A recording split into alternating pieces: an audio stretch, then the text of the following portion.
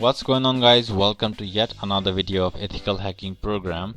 In this video I'm going to talk about steps of perfect hack, and after discussing steps I will talk about little bit about IP addresses as I said in previous video.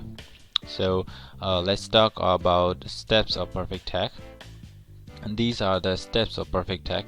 First, you need to identify the victim who you want to hack to.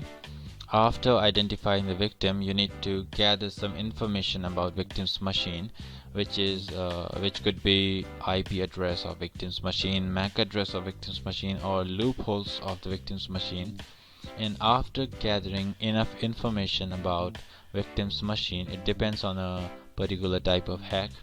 I will discuss in detail in later on this series.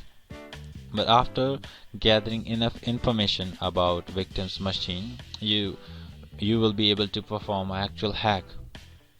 So perform an actual hack and take care of leave without trace, so that no one can trace back to you. So these are the steps of perfect hack. You need to follow these steps to perform a perfect hack. Now, after discussing these steps, I will jump on IP addresses. Okay, so every computer has two types of IP addresses. First is public IP address and second is private IP address.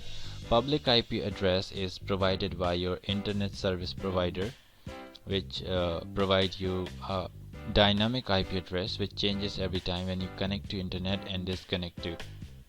So to find your public IP address at the moment, you need to open your browser and type in a browser what is my IP address, and you will get your public IP address. So this is the public IP address of my computer at that moment, and it will change when I disconnect to computer and reconnect. Now, second type of address is private IP address, which is uniquely identify your machine to the other. It distinguishes your machine to the other machines, and it is also of two types. First is dynamic and second is static. So few computer have static IP address. Most of the computer has dynamic IP address, which also gets changed every time when you shut down or reboot your system.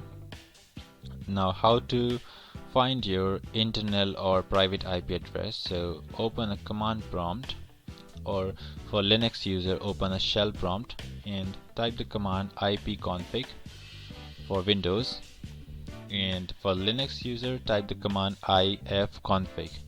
Instead of p, you need to type ifconfig. I'm connected to the Wi-Fi, so I'm searching for Wi-Fi.